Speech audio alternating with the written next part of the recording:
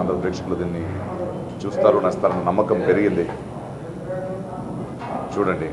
Sure. Thank you. ఒక బాధ్యత ఉంది.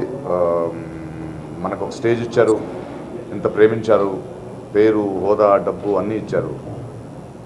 సినిమా తీయాలి, ఒక మొదటి సినిమా దర్శకత్వం చేయాలనేటప్పుడు ఆ బాధ్యతను నేను నిభాయించాలి. ఎందుకంటే మీరు ఒక బొమ్మరిల్ లాంటి, అంతఃపురం లాంటి, ప్రతిసారి ఒక మంచి నటుడు, గుడ్ క్యారెక్టర్ యాక్టర్. చాలా గర్వంగా ఉంది ప్రకాష్ రాజ్ గురించి మాట్లాడితే, తలుచుకుంటే ఆయన సినిమాలు చూడండి అంటున్నారు. అలాంటి సినిమాని నిర్మిస్తున్నాను. మీకు ఆకాశమంత లాంటి సినిమా కానీ, దిల్ రాజుతో కలిసి తీసిన గగనం లాంటి సినిమా కానీ, ఇవి మీకు ఎగ్జాంపుల్. బట్ ఈ కథ చెప్పాలనుకున్నప్పుడు ప్రేక్షకుల మీద నాకు ఎప్పుడూ నమ్మకం ఉంది, ప్లస్ నాకు ఒక బాధ్యత ఉంది. ఆ బాధ్యతతో తీశాను.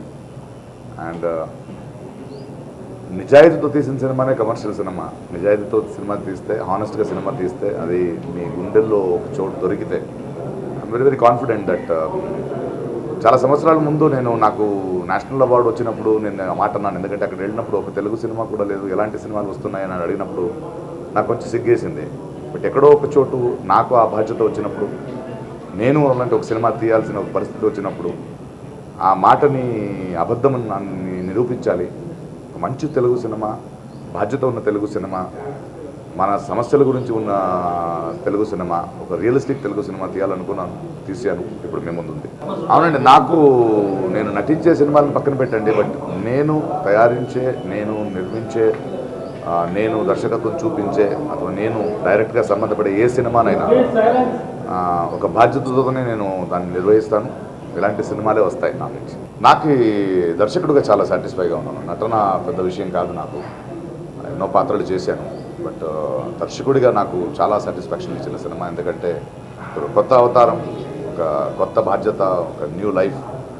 అండ్ నాకు తోడుగా భువన్ లాంటి సినిమాటోగ్రఫర్, ఇళయరాజా లాంటి మ్యూజిక్ డైరెక్టర్, కదిర్ లాంటి art director, and I have a fantastic team. Gnanavel and Mahesh Raju లాంటి రైటర్స్. కలిసే ఉన్నాం, కలిసే పనిచేసాం, ప్లాన్ చేసాము, అండ్ నమ్మాం. చాలా నమ్మకంతో సినిమా తీసాం.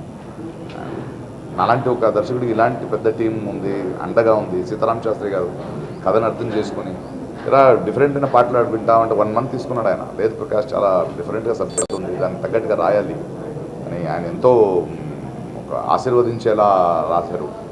అండ్ దాన్ని ప్రతి ప్రేక్షకుడు విని దాని గురించి మీరు మాట్లాడుతున్నారు, నాకు చాలా గర్వంగా ఉంది.